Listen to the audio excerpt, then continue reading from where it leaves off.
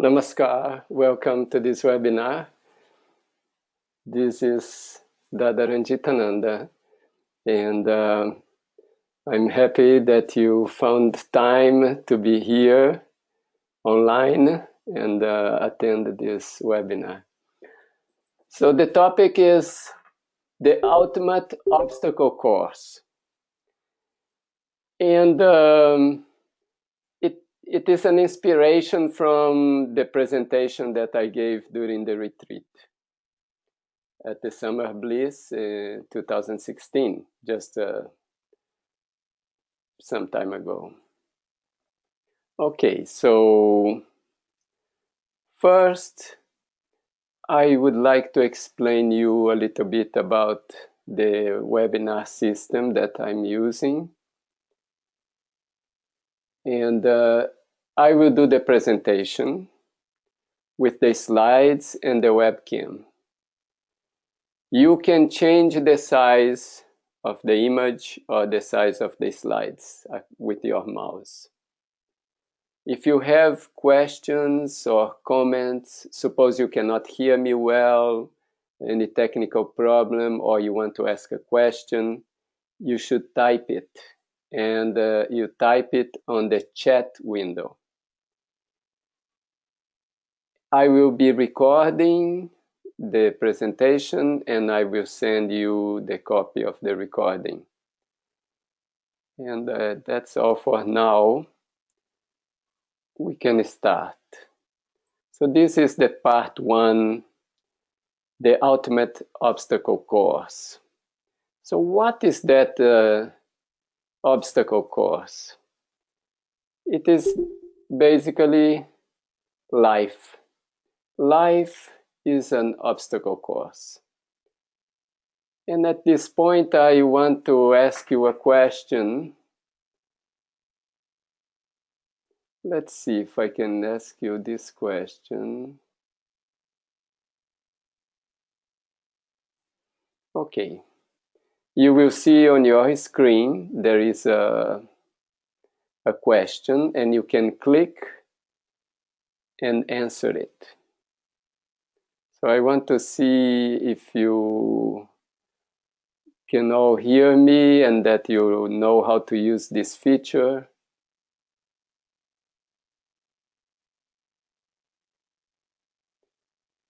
Okay, only a few have, okay, more are voting.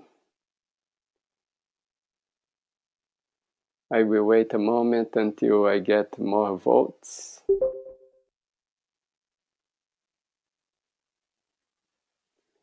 Okay, so only not all have clicked, but I will close now, okay? Closing, let's see. So the question is, if you are facing an obstacle in your life at this moment, 40% of you said yes, even more than one, and big ones. 40% yes, a big one, and 20% said no, no obstacle. All right, great. I will hide this one. So I was saying that actually our life is an obstacle course. And it's not just a regular life, our spiritual life. There will be different situations that we have to overcome. And sometimes we think that it is something to be avoided, or that why are we having this obstacle in our life? And so these questions may come in our mind. Why am I facing this difficulty? But in Tantra it says that life is a struggle. So it is just very normal that we'll be facing some obstacle, some big ones, some small ones. And maybe there will be a time that things are very peaceful and calm, and then again an obstacle comes. So that is just the nature of life. So if that's the nature of life, we cannot avoid it. So it is better to change the attitude that we have towards these obstacles. So if we change our attitude, then everything will seem different. And according to the philosophy, Tantric philosophy, Ananda Marga philosophy, in the Ananda Sutram, 3rd chapter, the 10th sutra, says that Vádhá sa yuśamáná shaktih sevyaḿ sthápayati lakśye. Obstacles are the helping forces that establish one in the goal. It means that it's not bad to have an obstacle. It is okay, and obstacles help us. And elaborating on that sutra, in the book, in the Ananda Sutra, there is the sutra, the translation, and there is an elaboration on the sutra, and that's the text from the book, that obstacles, in fact, are no fools on the path of sadhana or on spiritual practice, but indeed friends. They only do service to a person. It is on account of these obstacles that one rages a battle against them, and the counter effort is what carries us to our goal. So it means that by fighting the obstacle, we become strong and we move ahead on our spiritual path. The importance of obstacle is not only on the spiritual path, also on the mental development, and even in physical development. I'll give you just a very simple example so you can understand it.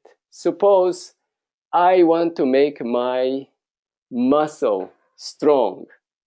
So I will do physical training to build up the muscle.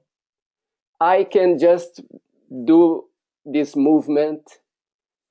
I will get a little bit progress if I'm moving my arm, but I will get more progress if I put a weight and if I lift the weight.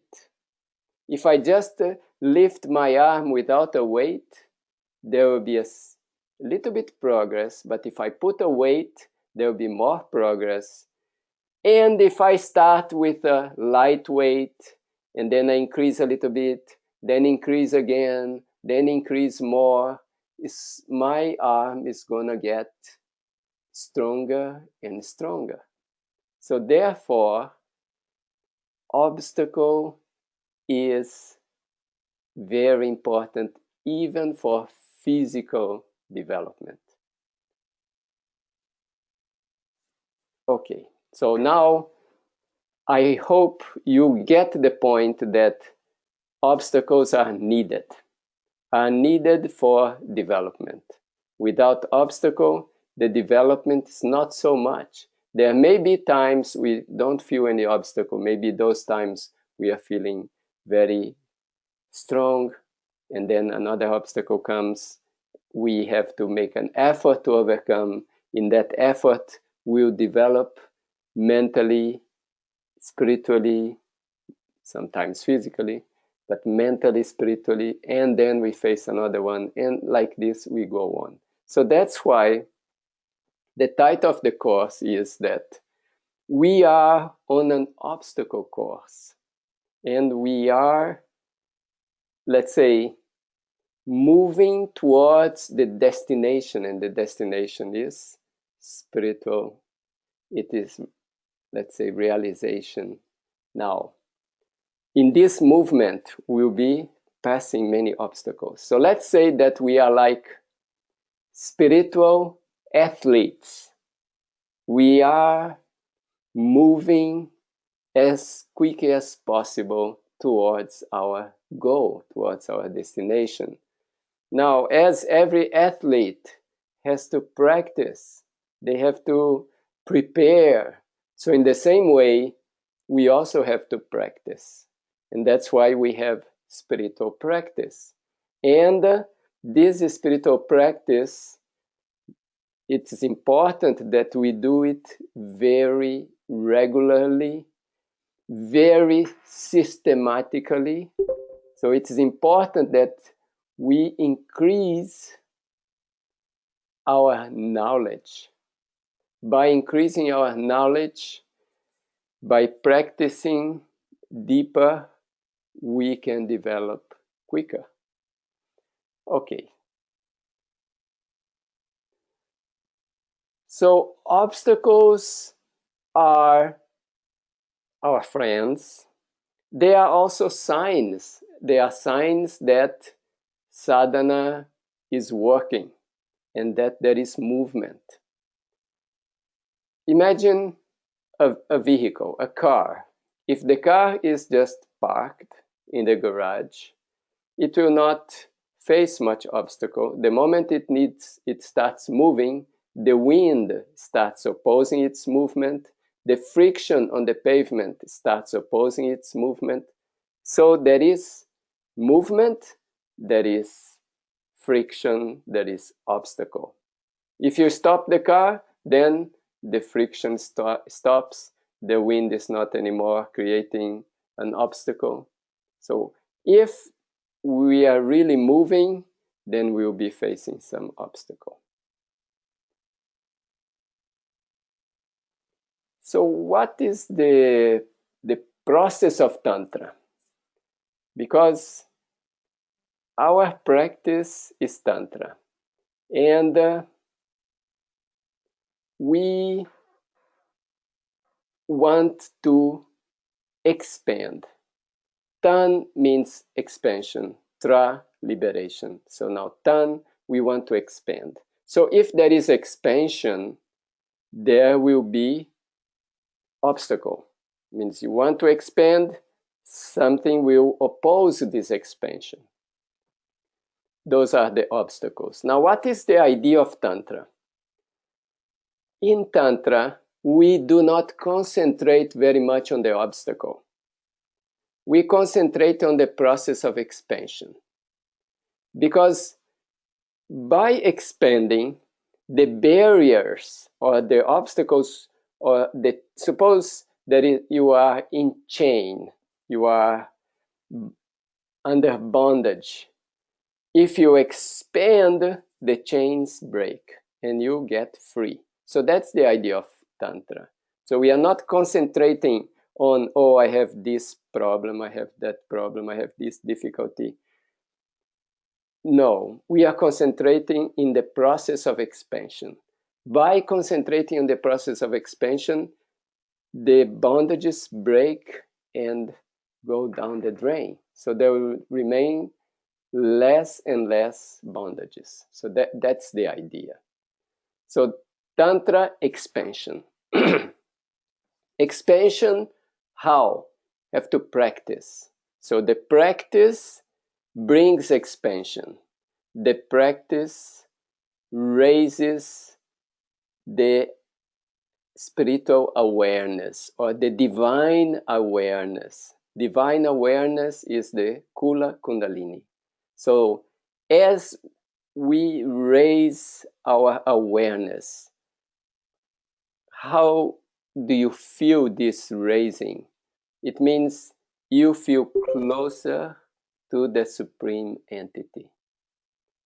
So the symptom that Kundalini is raising, most important symptom, is not a physical symptom, one has this sensation, that sensation. That may happen or may not happen.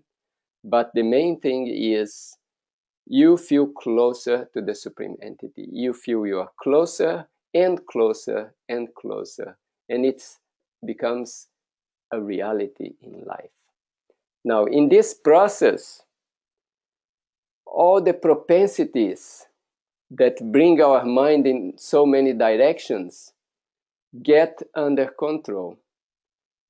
In the figure, you will see the movement is from the first chakra to the second, to the third, and up. Now, in each of these chakras, there is an attraction in so many directions. The mind is pulled by the various mental tendencies, the various vrittis in all directions. But keeping the ideation, the vrittis cannot pull the mind. So the mind keeps the path. So how it is here, that you are not concentrating on all these vrittis and trying to fight them. You are concentrating on the goal. By concentrating on the goal, you are keeping the path, the middle path, the path within the spine, within the subtle nadi, and you are elevating this divine awareness to the higher chakras. And as a consequence, your mind is not going in the direction of all these vrittis. So that is the process of Tantra. Now, maybe in psychology, people will start thinking, oh, I have this problem, so how can I overcome this problem? And I have that other problem, how do I overcome? But now in Tantra, we are practicing, and the practices are physical, because we have to work on the physical level. The practices are mental, and the practices are psycho-spiritual, and the goal is spiritual. So Tantra is a complete practice. If we want to progress in a good way, we have to see all the aspects. For example, asanas. Asanas is a part of the practice, not to be neglected. If we say, oh, meditation is the most important. Okay, maybe meditation is the most important, but to improve the meditation, you need the support of the body. You need the asanas. So it's very important that we work on all the points of the practice. In our process of Tantra, we have a system called the 16 points. And of course, these 16 points branch out in many other points, but let's say 16 points are there. That makes the minimum necessary for quickest movement. So those 16 points, if we put a lot of effort in practicing them, then our mind will remain concentrated and we'll move on this path without going in the direction of all these vrittis. Of course, the vrittis may be there, but they will not be strong enough to deviate us from the movement, from the ideation. Okay. So the idea here is there will be obstacles, and our human tendency is to, I want to avoid the obstacles. So let me ask you another question here. It's a simple one.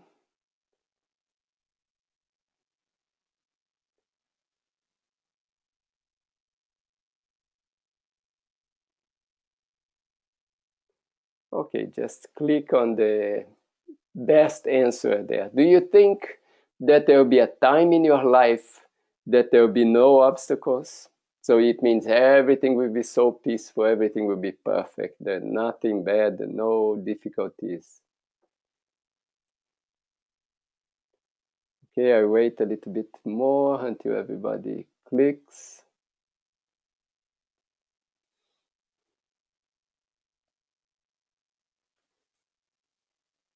Okay, I will close even though not everybody has answered.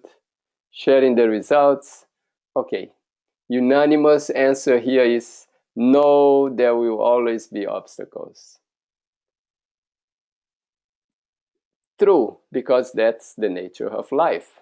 Now, if there will be always obstacle, okay? what should we do?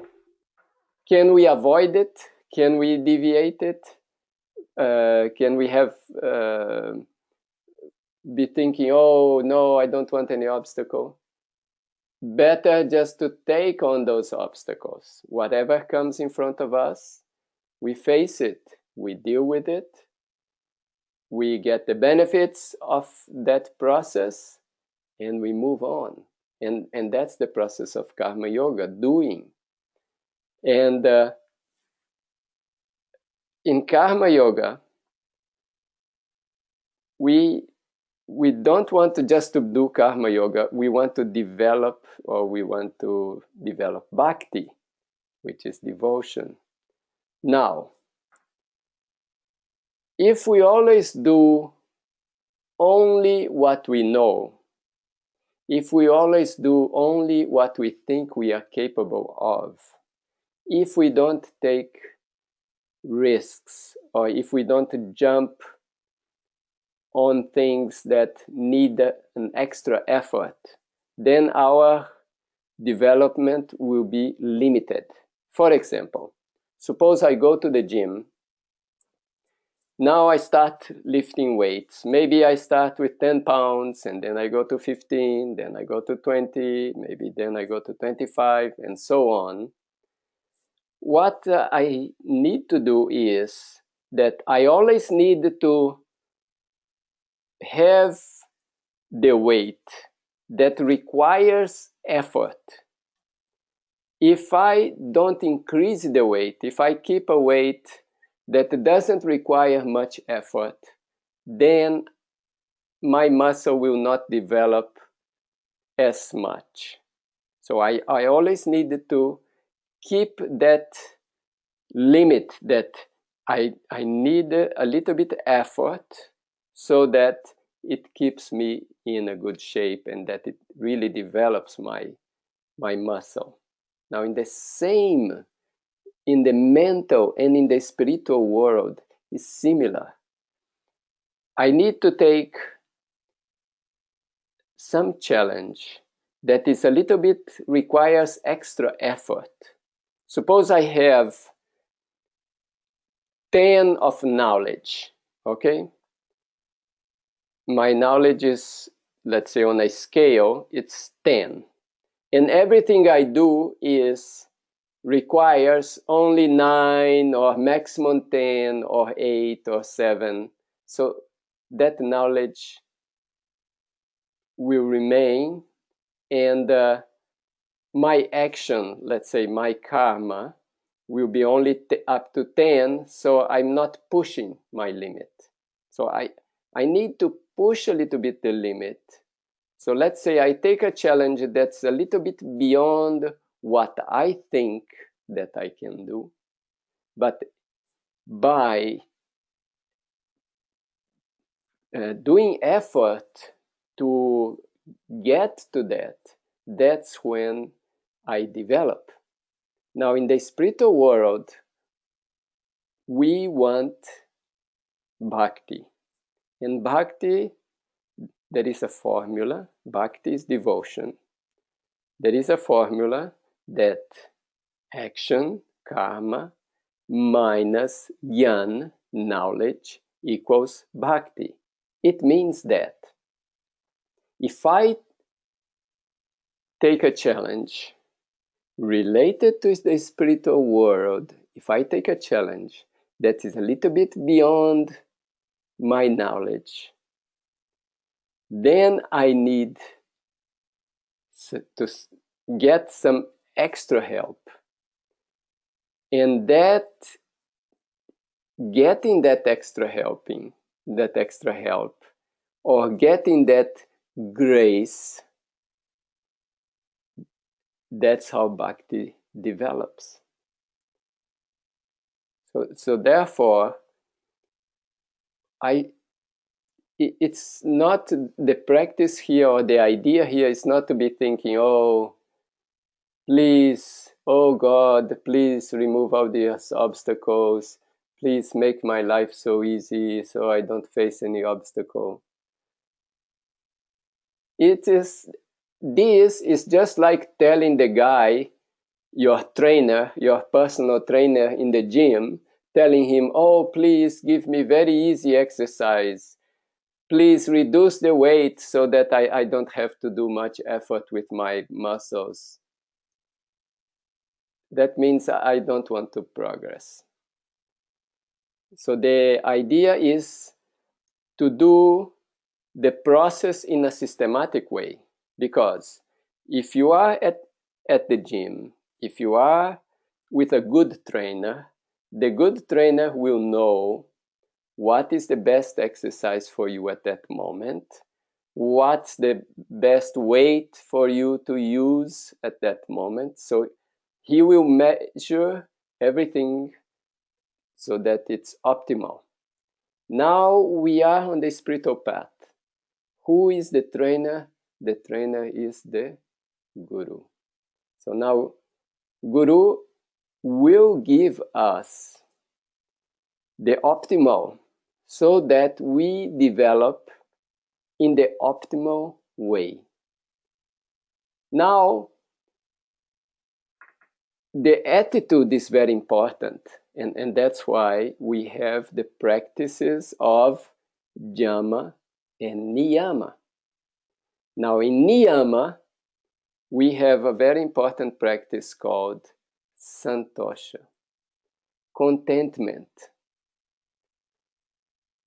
If I'm moving and I'm facing obstacles and I'm feeling, oh, it is so bad, everything is so terrible, I'm not practicing Santosha. So if I also practice Santosha, my attitude changes. So now life changes according to my practice. We have this integrated spiritual practice with 16 points, which includes so many aspects. If we really put those into practice, then our life can be different, you know. Okay, I get a question here. Can you elaborate on how to develop bhakti a little more? So to develop bhakti a little more, this is my feeling, my experience, my personal. We have to take some challenges in the spiritual world that makes us need an extra help, makes us need some grace. As I am a whole-timer, and it means that I'm a whole-timer worker, I work full-time for this mission, and in our mission is not only doing meditation, teaching meditation, but we also have various projects, social service projects or projects in every field. So this part of, let's say, meditating, keeping a personal discipline, is also connected to the part of doing some work for this mission. Now, the mission is actually take people to self-realization, serve people. So now, in this process, it is important to take some challenges that are a little bit more than we think is our capacity. Because taking that kind of challenge means we need some extra help. Maybe my knowledge is not enough, my capacity is not enough to do this task. This task is a little bit beyond my capacity. Therefore, how can I accomplish it? I can accomplish it with a little bit help. What's that help? Supreme grace. Supreme grace can help me to accomplish that task. Now, if my task is lower or less than my capacity, I don't need supreme grace. So bhakti will not come so easily. But if I have to do something that's a little bit beyond, then I do need grace. And that's when surrender and bhakti develops. Okay. All right. So I hope I could explain that one. Just remember, if you have questions, type it there. I try to keep an eye on the window with the chat. And if I see a question that I can reply immediately, I do that. Okay. So that much about karma minus jnana, and the resultant is bhakti. Now I want to do an exercise with you. That's the same exercise I did during the retreat, a little bit changed. So this exercise is like this. First, you now picture an obstacle that you are facing today. A situation, some obstacle you are facing today, which you feel that it is something difficult, you are fighting with it. So just take a moment to come up with that obstacle and write it down. Okay, I give you a minute for that. Okay, I remain silent for a minute and think about that obstacle and then write it down.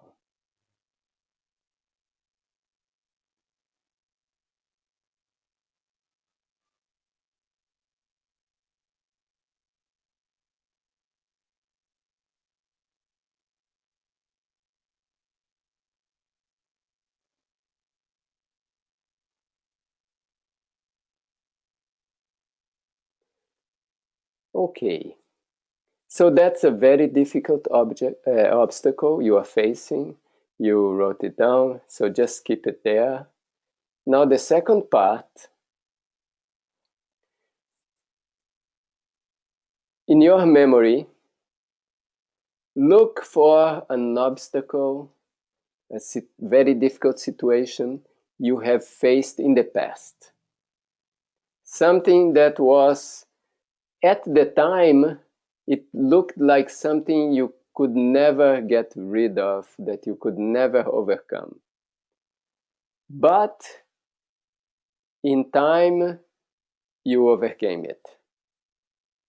And today you might even have forgotten that it was there. So think about that obstacle that you had faced in the past and then write it down. I give you a little bit time for that also.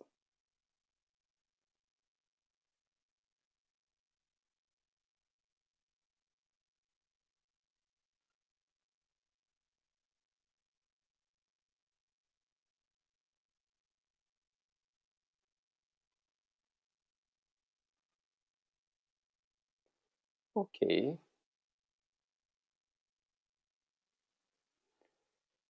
Now the next part is get that paper that you wrote the present obstacle, the one you are facing now.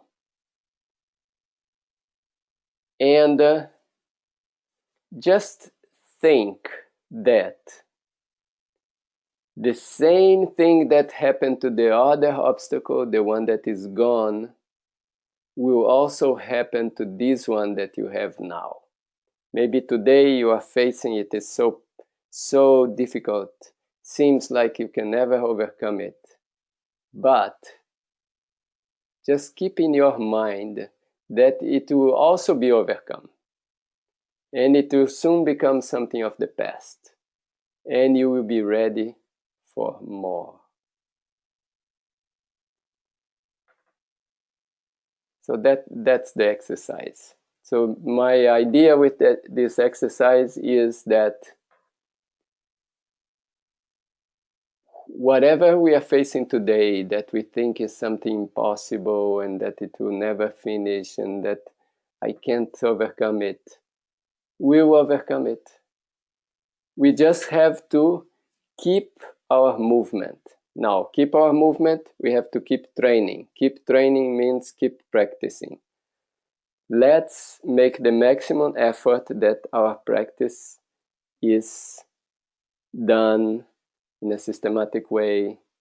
For example, if we have the 16 points, if we can keep follow that there are these points and I'm doing them, or at least I am making an effort to do all these points, because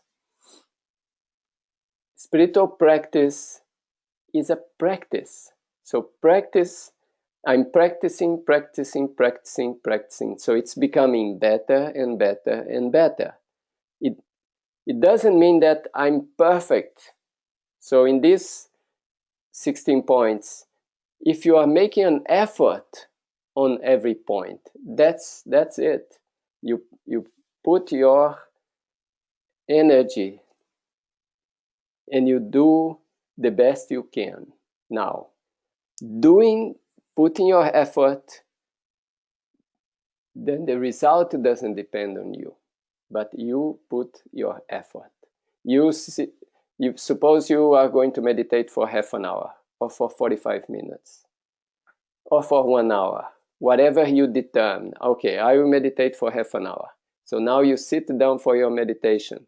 Maybe you have difficulty to concentrate. Your mind goes here, it goes there, but you are making the effort. That is valid. Maybe in the end of the meditation say, oh, I couldn't concentrate today. Still, it was important and it was valid.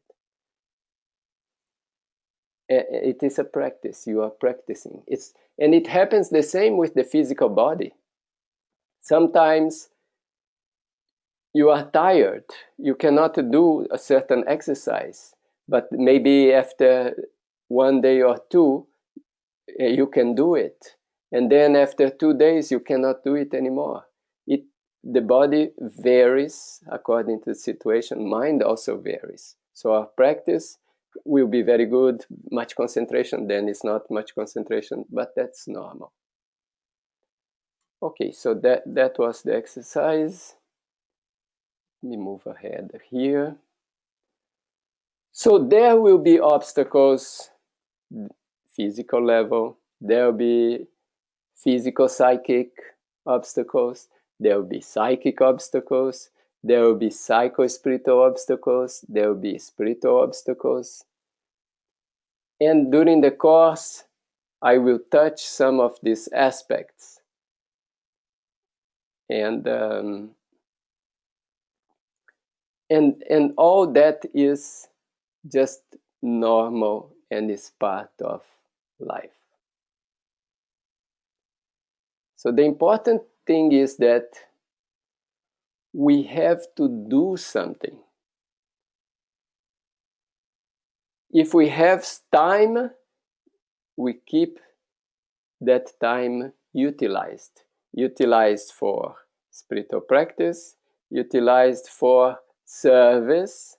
So we always can use the time to do something. And if you do something for him or for spiritual entity, for the supreme entity, that's the karma yoga. So now we keep on doing and facing whatever comes, and that makes us strong. So that's the idea of the course. That's the idea that obstacles are our friends, and our friends, we should welcome them. So here is a summary of what we saw today, that life is a series of obstacles, and that's normal. Obstacles are our friends. Without obstacles, there is no progress. So welcome them, overcome them, and move to the next one. And just to end here before I get your questions, so prepare your questions. I have a poem from Rumi. It's called The Guest House. Just follow it. This being human is a guest house. Every morning, a new arrival, a joy, a depression, a meanness, some momentary awareness comes as an unexpected visitor. Welcome and entertain them all, even if they are a crowd of sorrows, who violently sweep your house, empty of its furniture. Still, treat each guest honorably. He may be clearing you out for some new delight. The dark thought, the shame, the malice, meet them at the door, laughing, and invite them in. Be grateful for whoever comes, because each has been sent as a guide from beyond. Rumi. I thought this poem gives a nice ideation to welcome everything that comes in our life and accept it and enjoy it. Okay? All right, so now I give you time for questions, comments. You want me to go over some point? I'm giving this time to you. So any question, anything.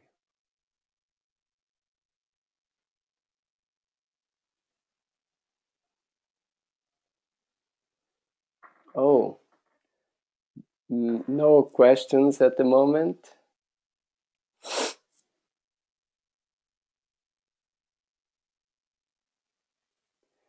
Okay, got one question.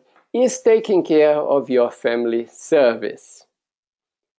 Yes, but now we have two families. Or let's say myself as a monk, I don't have my individual family. I have just what I can say a universal family. So now I'm taking care of the universal family. Other people, let's say family people have, you have your close family, your individual family, maybe your husband, children, wife, so that the small family and maybe a little bit extended relatives like that. But you have also the universal family. So let's say you have your individual family, you have the universal family. It is service to serve the individual family, but if we can add a little bit service to the universal family, so we are serving the individual family and also the universal family, that will be better. If we can also give some time to the universal family, it will bring us new experiences, new challenges, and it will help us. At the same time, we cannot neglect our individual family. But in my opinion, both are needed.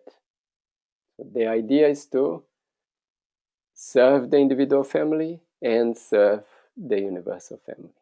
And keep our practice strong, because our practice is what will give us the capacity to serve well our individual family and to serve well our spiritual family or our universal family. Okay.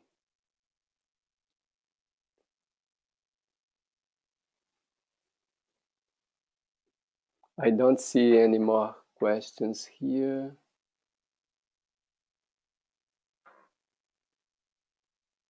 Okay, one more question. Should we invite new obstacles? Well,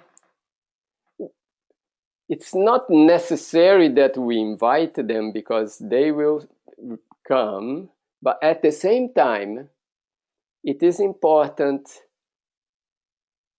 to extend us a little bit to do more service, and also to make some effort to make our practice stronger. So it means that if we want to do more service, we'll be inviting more obstacles. So in that sense, yes, we invite more obstacles and we move. Okay, so that can be. I have another question here. I couldn't understand very well. The question is, resist not evil. Okay, let me see if I understand. The idea is not to resist evil. The tantric idea is this. You concentrate your efforts on the goal. You concentrate your efforts on expansion of your being in all aspects. By doing that, it's kind of you are moving forward and all the deviations will not take you out from the path. So whatever, let's say, evil is what deviates you from the spiritual path, deviates you from the goal, degrades you, degenerates you. If you fight the evil, it means you are thinking of it. But if you just concentrate your mind on the goal, that attraction to the goal will keep you away from the evil as a result. So that's the real tantric path, in my understanding. Moving towards the goal with highest speed, with maximum attraction, whatever else will not be able to deviate you. And all the difficulties you have, you will eventually overcome them. Because your effort is to go towards the goal. Now, going towards the spiritual goal will mean expansion. So all limitations will slowly break. Maybe today you are facing a big problem, but your mind is fixed on the goal. Your mind is fixed on the task that you have ahead of you. So that problem will eventually drop. It cannot remain. Okay. I hope I answered that one. I don't see any more questions here.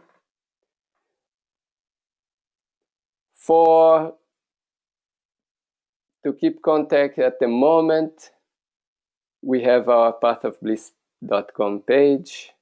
I have a dadas.info page. I have to update it more. We do have a Facebook page, which is facebook.com/POB meditation, means Path of Bliss Meditation, POB meditation. You'll find our page. You like it and you will get information, inspiration. We also have a group, which is facebook.com/groups/path-bliss. Only path bliss. And then you get a group discussion. You can post and you can get replies there. All right. So I think today was the introductory class for the course. We'll be developing different aspects related to obstacles in physical, mental, spiritual level. And if you have questions that you could not ask today, you ask next time. It's important that I get your questions so I know where you are. And that's it for today. Thank you for attending. If you came a bit late, you will get the video. And if you miss any class, you will also get the video. I advise you to attend the live class because it has a different feeling, but the video is also fine. So thank you for taking the time in this summer day.